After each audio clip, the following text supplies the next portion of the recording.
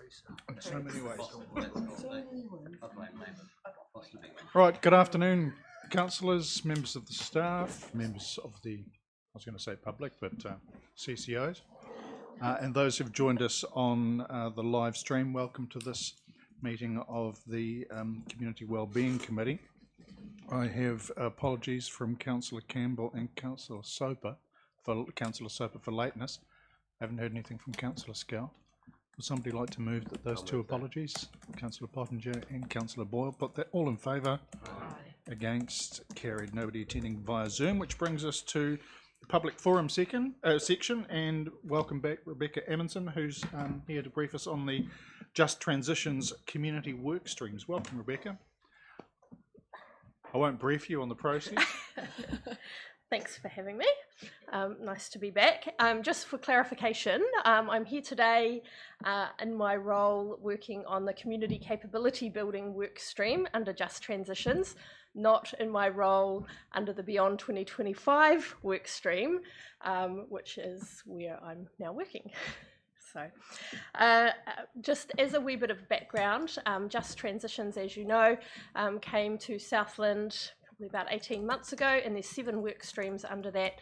One of them is called the Community Capability Building work stream, and a working group was put together that included myself at the beginning of last year to oversee that work stream. We promptly changed the name of it to Strong Communities Murihiku because we wanted to better reflect what the purpose of the work stream was. So the purpose of the work stream is about building resilience in our communities, and we thought that capability building sounded a bit jargony, but strong communities is ultimately what we all want to see. And so that was the name that we went with. So as part of that process, we went through a period of community engagement, and that was done in April and May last year. That engagement included some community conversations around the region as well as some online, and that was then followed by a future search conference. So basically a future search conference is when you have about 50 people in a room and you talk about the big wicked issues and try and come up with a plan for solving them, basically. And in our case, the work stream was charged with a couple of activities, and one of them was to develop a vision and framework for community capability building for Southland. And I'm just going to check, did this paper get circulated? So this is the framework that we came up with, and basically the vision was that everyone in Southland was connected and valued. That ultimately seemed like the feedback that everybody was giving us, and the most important thing. And then from there we had some really strong pillars. So tino rangatiratanga was one of them, and communication was another one. So that was a really strong message that came through, that there's lots of people working in the community and social sector, and they're not very well connected, and they often are working on their own, especially people who are working as volunteers and in that more the community side of the sector, and that it was really hard for them to find out what was going on, to get help, to access information sometimes, and there was a real need for doing something to help alleviate that. Some of the other important things about the framework that we developed was that we basically stole the guiding principles from Inspiring Communities. So some of you might know of Inspiring Communities. They work in the community-led development space across New Zealand, and they have some really good principles, and we thought we didn't need to reinvent those, so we just took them, which is what they want you to do, by the way. And we also had some outcomes that we wanted to see. So communities are resilient and people feel connected, that there's equity and access for everyone to participate and be heard, that people have pride and feel welcome and are welcoming, and that people feel like they can participate in their community and in conversations about the things that affect them. So that's basically the framework that we developed. As part of that process, we then went on to develop a project, and that's what I'm here to talk to you about today. So the project we have called Connected Murihiku, and basically it is to solve that problem around community connection that that I've already mentioned, that came out as a really strong theme from the people that we were talking to. Basically, the way we're going to solve that problem is a way that lots of other places around New Zealand have done it. So there's lots of examples. You can go onto the Community Network Aotearoa website and you can see lots of places around New Zealand have platforms similar to this. We have basically modelled ours on one from Taranaki called the Wheelhouse, which is primarily an online platform with a person that oversees that platform and kind of is the person who's responsible for responding to needs and things that come up through the platform. So it's basically an online platform. It is a place where you can find resources. It's a place where you could subscribe to an email list and get regular newsletters that update you with things that are happening in the community and across Southland. And we're hoping that it will also be a place where, as needs in the community kind of rise to the surface, that people will be able to use that and sort of quickly connect with each other and be able to start to work towards addressing those needs or issues that come up. Check my notes. So we have a small amount of funding from MB that we can use to finance this platform over the next 3 years, and their request is that we have some co-funding to go alongside that. So I've been talking to funders and other stakeholders across Southland about the platform. And as part of that, the funding could be support in kind or resource in kind, so it doesn't necessarily need to be cash. And the website would basically have a coordinator in charge of it, and their job would be to kind of go out and find the information, to coordinate in-person hui, because we think that that's a really good or an important part of it. And certainly the feedback we got from people who came to our 2.5-day conference, whilst they all said it was a huge commitment, and it was, and we were really appreciative that people took the time to be able to do that, that the opportunity to meet with other people working in the community and social sector that they hadn't met before was really valuable, and that's what kept everybody coming back each day, which we were really proud of. And so we think that that sort of thing needs to carry on at least once or twice a year, alongside, again, other hui that might be in response to community needs or things that come up over time, and there's probably lots of examples of things like that. So we think that it's going to be a great tool for the community, and as I said, you can have a look on the Community Network Aotearoa website, and you can see all of the other kind of organisations, and lots of them have different ways of being members or different ways that they operate. Some of them operate from actual places and have an actual hub. We're not proposing that at this stage, but we do propose that we have a governance group, and in the last term that went to the Mayoral Forum, and the Mayoral Forum recommended a joint committee structure as the governance group, with not just people from councils but also stakeholders from wider organisations involved. And we used a community-led approach to develop this project, and it would be our hope that that governance group would continue to take a community-led approach. So whilst the project itself is relatively small and narrow in its scope at the moment, that's based on the amount of funding that we've got access to. We hope that over time, as the platform becomes more and more valuable to the community and social sector, that it can grow and develop and and respond to the needs of the community. Where's the person based, Rebecca? At this stage, that is an unknown, but we do have a couple of options of places where they might be able to have a temporary office.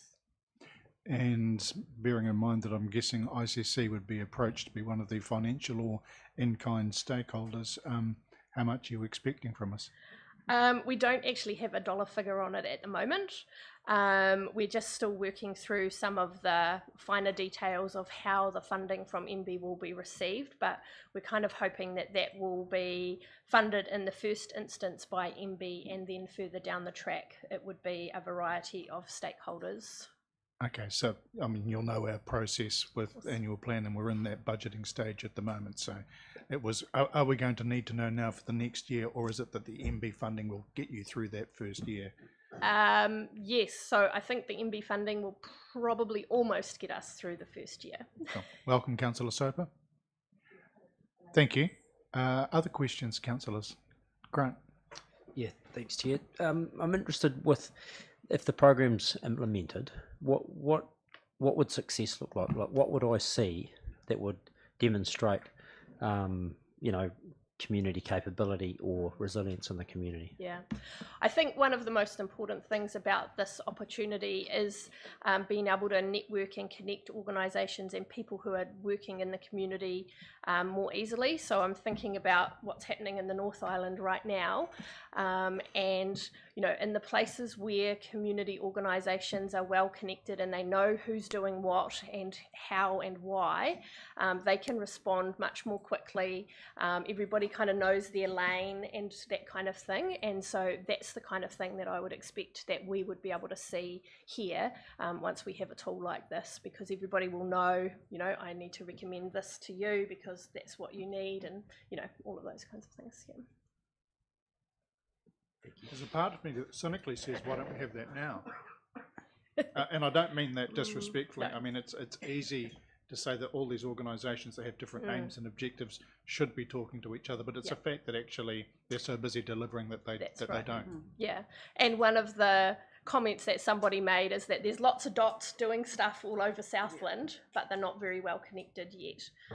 And I think that's the key part, and it actually takes a lot of capacity to be the person that is connecting everything. And if you're a volunteer organisation or an organisation that's reliant on funding, your funding goes to the meat of what you do, and some of that other stuff, whilst it would be great to be able to do that and have capacity to do that, you don't always. Trish. Through you, Chair. Do you have a time frame around this? So our proposal has to go to MB by the end of this month, and we've been working quite closely with them, so I would hope that means they are very well aligned to what we're proposing, and then I guess from there it just depends on what they say are the rules for dishing out the money. Yeah.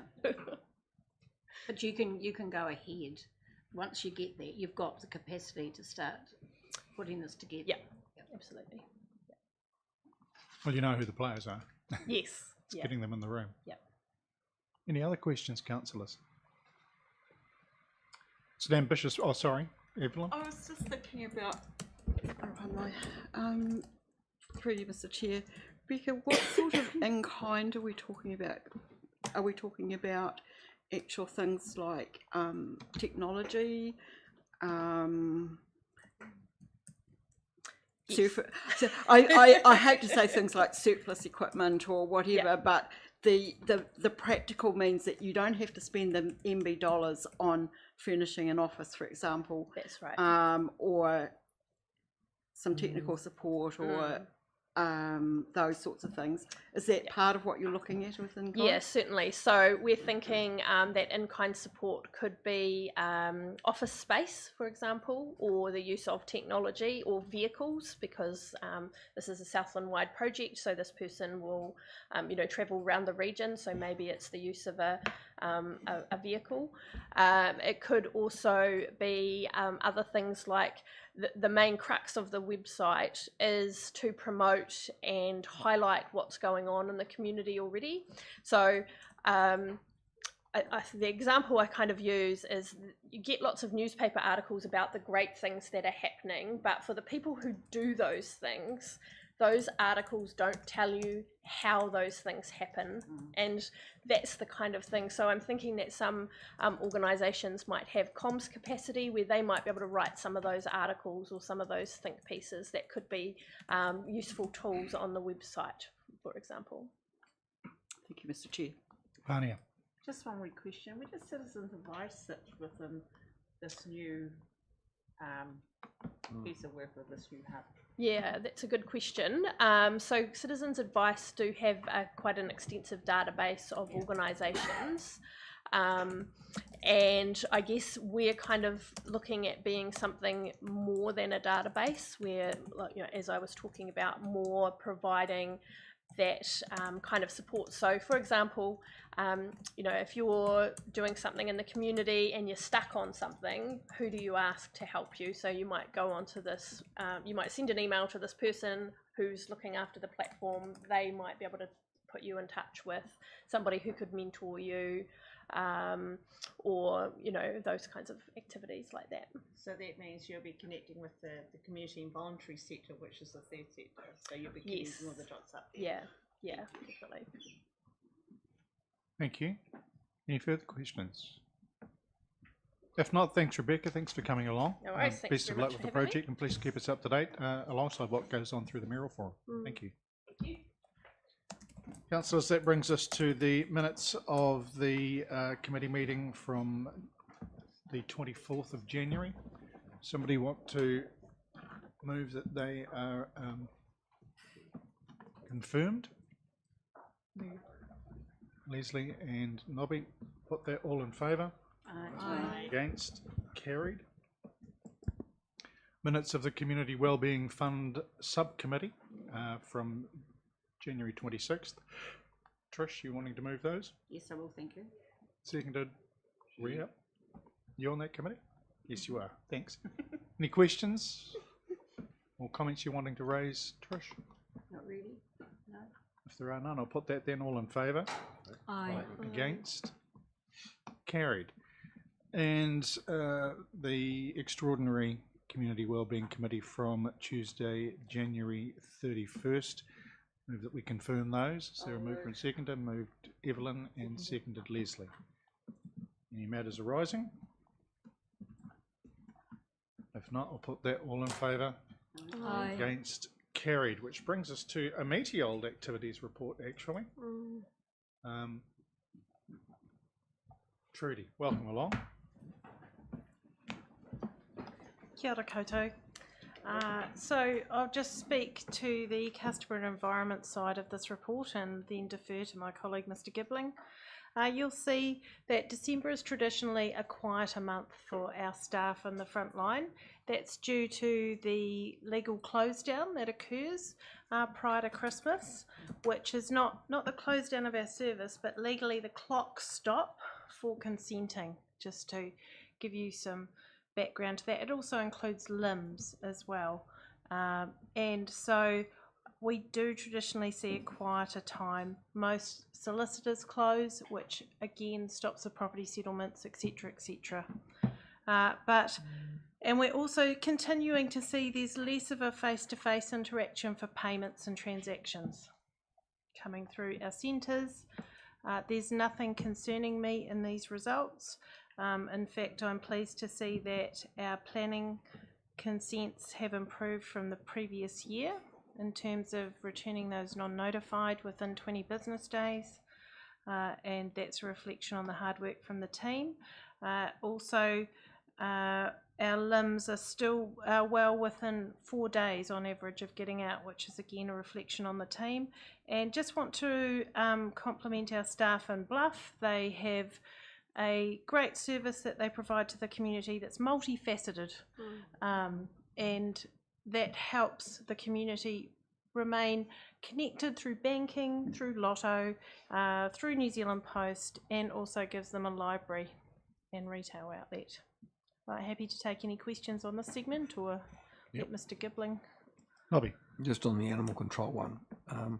So on the it's on page 90 in the board books. The figures on the right hand side for 2022 don't sort of quite add up. So you've got 20 impounded and 17 dogs returned, but no rehome. So that could cross over from a previous month, Mr. Mayor. Yep. So that's what's happened in a month. It's a discrete month, so you might have a dog that was in there from the 31st of November. Yeah, the month before. Yep. So it's hard to comment on that. Okay.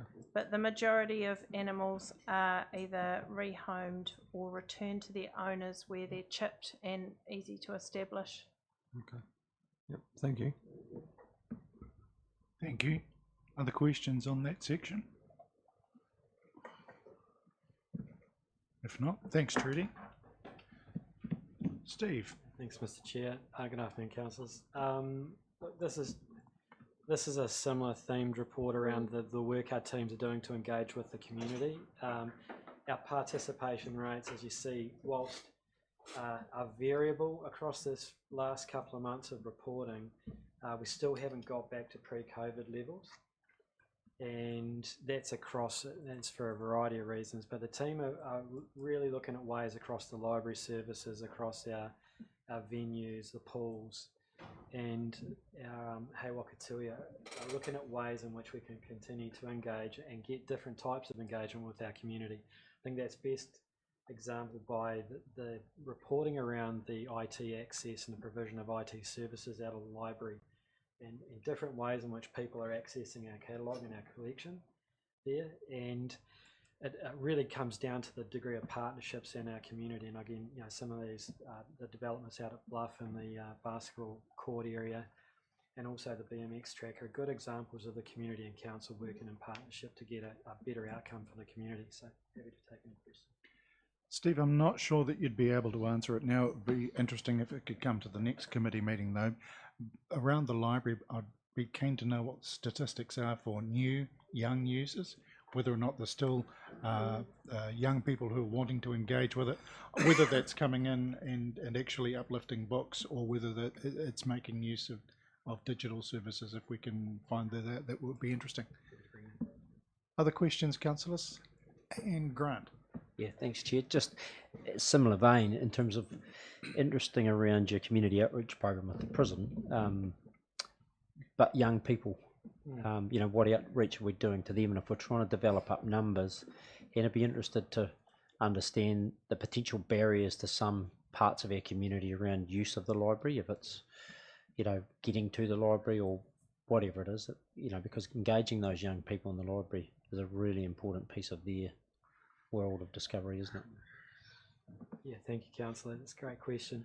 The library team are actually pulling together a new strategy for the service, and one of those areas that we've really focused in on is how do we reach our young people, and that's our teenage and our young adult markets. That's certainly, in terms of the percentage of members, they are the members that are the lowest out of our community. We've got very strong engagement and young children and family groups and older adults, but it's that teenage and young adult market that's the challenge for us in the library service in particular. Yeah, I was actually thinking about the younger people, not the teenage market, in the sense of, and it'd be interesting to break down those numbers. Is the same families coming repeatedly? So is there an opportunity for us to get greater reach into the community with new people that are young families coming to the library versus the same people coming repeatedly? So some of that sort of data would be interesting. I can bring that advice back to the next meeting. I know the team are looking at the degree of active users out of the percentage of community and who are those active users and where do they come from. Leslie? Thanks, Mr. Chair. Just following on from what Grant was saying, I did notice the Summer Reading Challenge had a 116% increase in the registrations, which is that young market, and 116% increase, even taking into account some COVID influence, is very high for that. And I know that summer reading program's gone for many, many years, so I'm just wondering whether there's almost a steer there that we need more attraction programs of that sort, whether it's a winter reading program or whatever it may be. And I'd also be interested in the e-book breakdown. Have we got an age breakdown there? Are we getting more interest from the younger market in the e-book access? We have sought in the e-book area, we are trying to dig out the demographics of who are the key users there. I guess what we can see, and with the stats we do have, is that the usage is increasing. We just don't know how old that market is or what segment of the market it is. So we are looking into that so we can get better targeted communications and promotions Yeah, because I noticed it's ebook and e-audio. It would be really interesting just to have that Sure, we can- graphics. Thank you. See if we can bring a breakdown there. Evelyn, did you have a question? I do. And it's just around where the location of the bus hub is currently. Has that had an impact, of the library think, on those people who go there? Because if you're dependent on transport to come into town, you're dropped off because there's nowhere else in the area to stop except at H.J. Smith's. That's the nearest one to the library. For some people, is that a barrier? Do we know, has there been an effect of the relocation of the hub? I'm not aware of any feedback that's come through the library, but again, I can probably work with my roading colleagues to understand whether or not that's feedback that's come through the passenger transport program. Happy to, if I can bring that advice back, I will. Peter, then Trish. Yeah, thank you, Chair. I just wonder, with all the roadworks and developments going on around the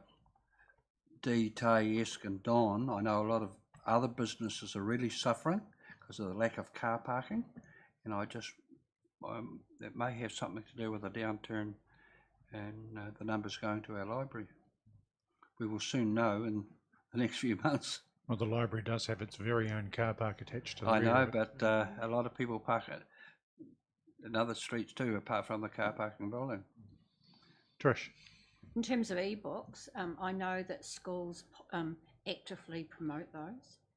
The students, a lot of them all have e-accounts. I know my granddaughter taught me how to get an e-one because she learned it at school. So I do think that there's in the education of the community, they really work hard at it. Reading's reading. You know, and the advantage of an e-book at night is you can flip it around and have a black background with white text, which is very handy for not waking up the person next to you. Yeah, and you can get it anywhere. Nobby. Just a reflection, Steve, on the comms data that we've got in there.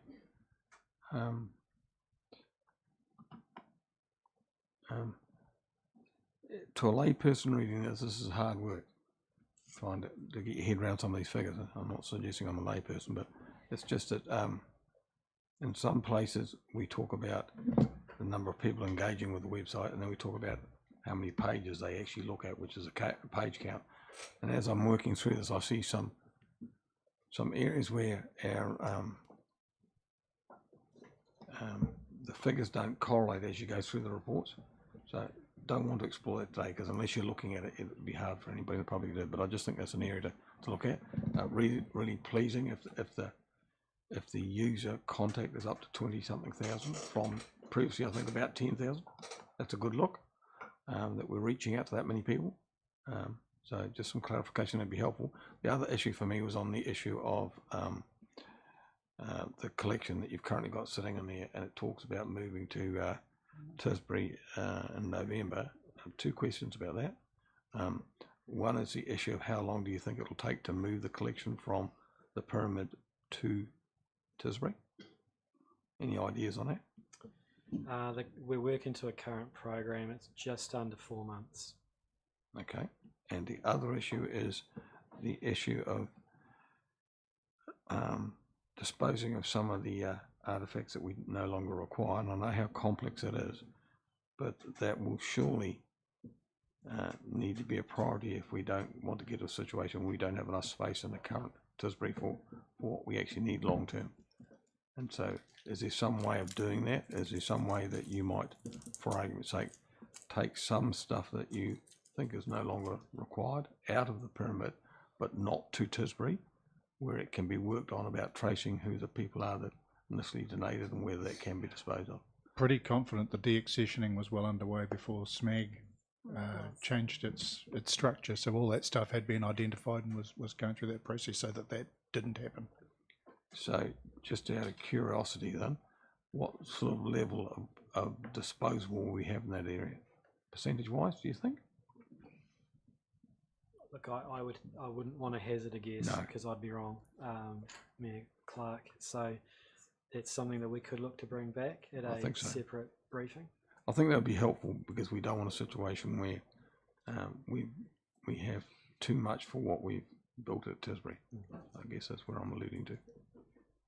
If I can reflect back to the communications figures for a moment, it is a little bit of a dark art, and I'm not sure how you can simplify it, bearing in mind that I work in this sphere as well, and that our website stuff is really quantifiable because we own all those clicks. Yeah. But when you get into the measurements around social media, it's impressions versus engagement, and anytime you scroll past something, it's an impression, actually whether you looked at it or not. Yeah. The stuff that you really want to measure are engagements. There's a lot of people will throw out impression figures, which sounds impressive, but it's like how many people looked at that page of the Southland Times in its organic form, but did you read every article on it? Yeah. So I guess it's a new edition. It's only our second meeting having these figures available, and I guess it's a case of watching to see how those trends move. The numbers are intriguing, but it's when you notice severe changes up or down, trying to understand what they are, and helping to identify the areas that are working and those that could work better. But it is a learning process. I guess what I was alluding to, Chair, was the fact that we've got some healthy increase, certainly in the unique users, which would be our first port of call to know that people are looking. Once they start, and in one area, our unique users have basically stayed static. In another area, they've gone up significantly, which is healthy. That's the latter one's the truth. But then what they're looking at's a bit confusing, I guess, like you say. I guess the first port of call is to break it down so we know where our reach is, and trying to quantify what they're looking at. It's a different kettle of fish again. Easy on our website, Yeah, a little harder with social media. sure. Thank you. Grant. Yeah, just thanks, Chair. Just with regard to the communication, it'd be interesting to get feedback around any organisations, a volunteer that we've helped with our communications team, given them communication support around telling their story, or is there opportunities for us to do that in the community going forward? Like, is that where we're going to head to around using our skills in our communications team to help our connected volunteer organisations get better outcomes for their? I would like them to do what we need first. It is a limited pool, but I think it's something, Lisa, that we look. Oh, sorry, Trudy. That we look to see where there are synergies and what we're actually engaged with and able to further help. Trudy or Lisa, whoever's willing.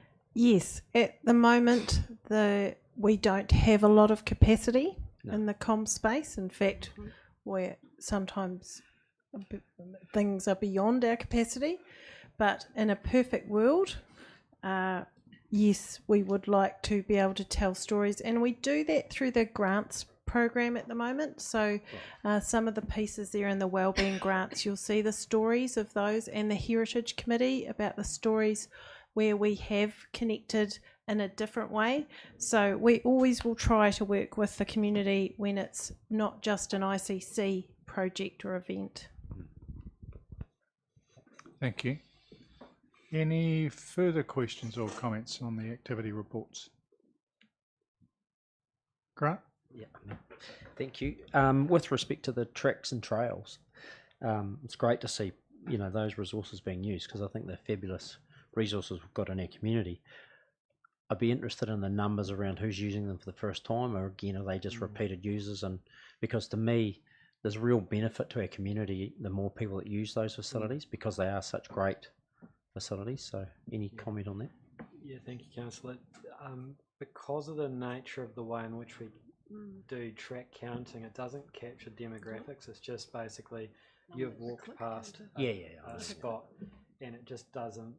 It just counts a number rather than who that number is. Now we do the satisfaction KPI reporting as well, and that's a new element that's being rolled out, and that will be coming to an upcoming committee meeting on the first quarter's reports, or the second quarter's reports of progress. So we do get a sense of satisfaction, but we can't get into that level of detail unless we specifically ask. It's not something we're asking for at the moment. Yeah, because given community well-being and resilience is really, really important, I think it's something we need to be thinking about, how we attract more people to those places. and they get the benefits of those assets. Final question, Stephen. I'm not sure if you can answer it, but when is the new development down at Elizabeth Park with the shifting of the BMX track from where it was to up on the hill? When's it completed? No, I can't answer that off the top of my head. Sorry. Curiosity. Right. Any other questions? If not, then could I have somebody move that we receive the report? I'll move that way. Nobby and Leslie, thank you. Put that all in favour? Aye. Against? Carried.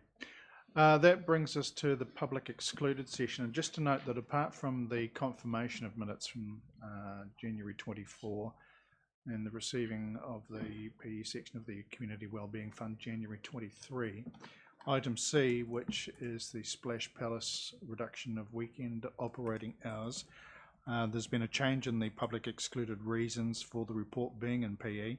The previous reasons were around 72A and 72B2, and the amendment is now around 721 or 72I, which is to enable any local authority holding the information to carry on without prejudice or disadvantage negotiations, including commercial and industrial negotiations.